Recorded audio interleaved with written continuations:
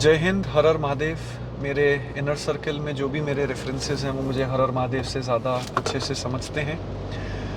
और ये एक जनरल वीडियो है। हमारी आर्मी, हमारी एयरफोर्स एंड नेवी हमें एक्सटर्नल फोर्सेस से प्रोटेक्ट कर रही है, एंड भारतीय होने के नाते हमारा ये कर्तव्य है कि हम इंटरनल फोर्सेस से हमारे देश को प्रोटेक्ट करें। तो ये सब एक ऐसे प्लान्ड टाइम पर एग्जीक्यूट होना जहाँ पर इंडिया का खुद का डीप सी स्पोर्ट का उद्घाटन हो चुका है। एप्पल अपना 100% जो मैन्युफैक्चरिंग है वो इंडिया में शिफ्ट करना चाह रहा है।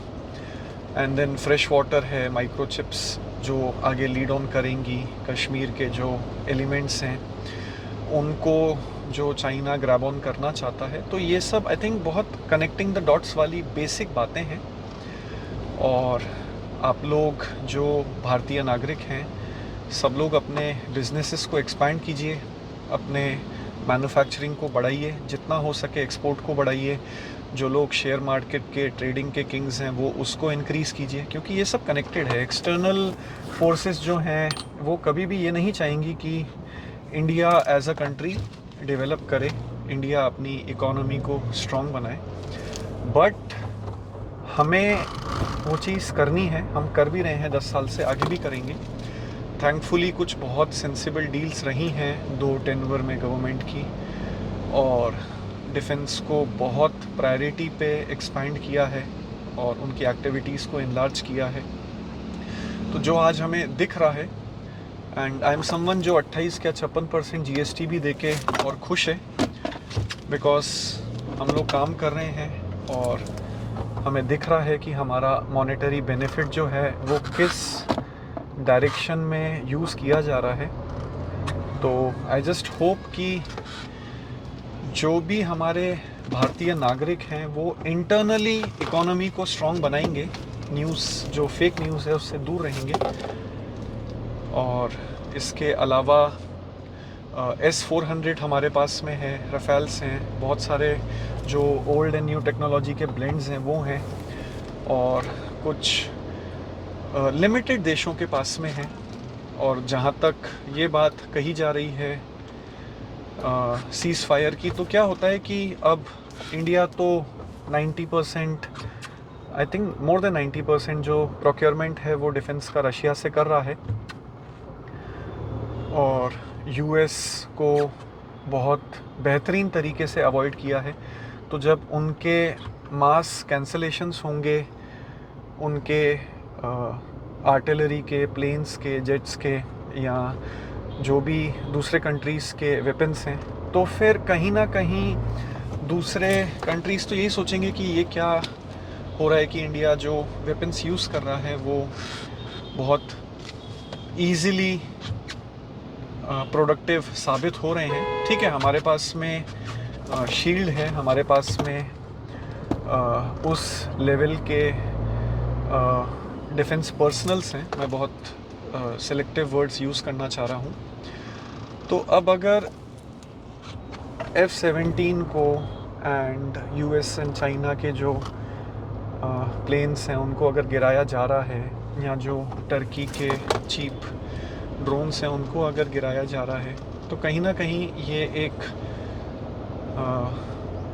सायरन की तरह वर्क करेगा, अलार्म की तरह। इट इज़ वेरी अलार्मिंग कि दूसरे जो कंट्रीज़ वेपन्स बना रही हैं वो उतना इफ़ेक्टिव नहीं है।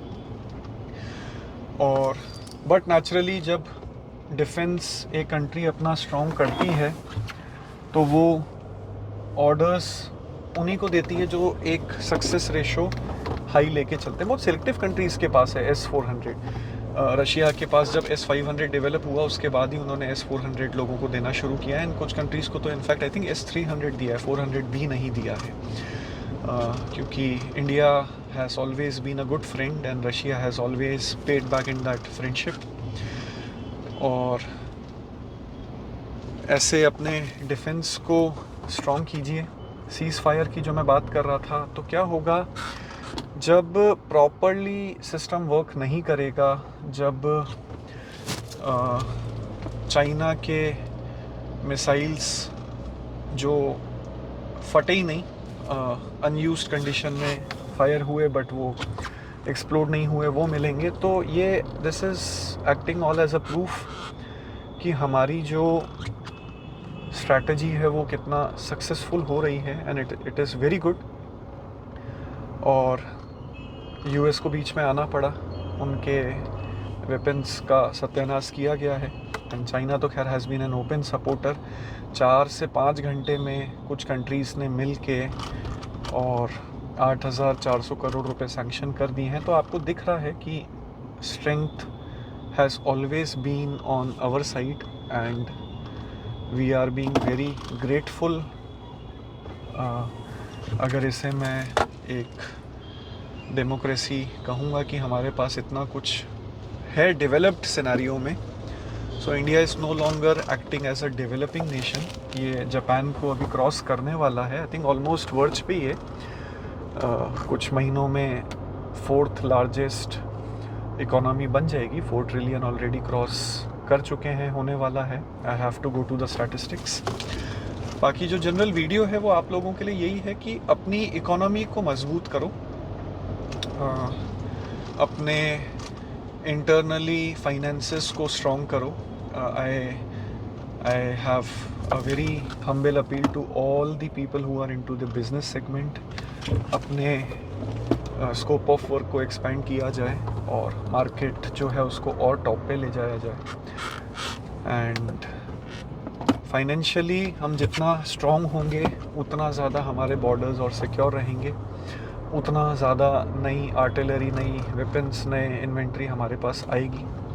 तो आई होप ये एक जनरल मैसेज की तरह वर्क ऑन करे, एंड आई होप लोग बेसिक पॉइंट को समझें कि ये सब एक स्ट्रैटेजी है पुल डाउन करने की, एंड उसमें जो पाकिस्तान एक डर्टी वर्क करता हुआ आ रहा है वो करेगा आगे भी। हमें और स्ट्रिक्ट होना है। अब जो हायर अथॉरिटीज़ हैं, जो गवर्नमेंट के ऑफिशियल्स हैं, उनके बारे में मैं कुछ कमेंट नहीं दूंगा, वो उनके स्कोप ऑफ वर्क की चीज़ें हैं। इंटरनल फोर्सेस से कैसे या इंटरनली वर्क को कैसे स्ट्रॉन्ग बनाना है वो हमारे भारतीय नागरिक के स्कोप ऑफ वर्क की चीज़ें हैं। मैंने चंडीगढ़ का जो फॉर्म आया था सिविल डिफेंस एकेडमी का वो भरा है। आई होप वो लोग मुझे अलाउ करें to serve the nation. I am a businessman, but ठीक है, अब और आगे क्या आउटलुक रहता है वो आप लोगों के और हमारे हाथ में है। बिकॉज गवर्नमेंट उनका काम कर रही है। गवर्नमेंट हमसे इनफैक्ट 2 कदम आगे चल रही है। बहुत सीनियरिटी के माइंडसेट वाले लोग हैं वहाँ, जिनको पता है हर एक मिनट की खबरें हैं। टीम्स बैठी हुई हैं और हम हमारा काम करें और हर जना कंट्री की ग्रोथ पे फोकस करें। So that's all about it. I hope ये एक वीडियो बहुत सेंसिबल वे में लिया जाएगा। हर हर महादेव, जय हिंद, थैंक यू।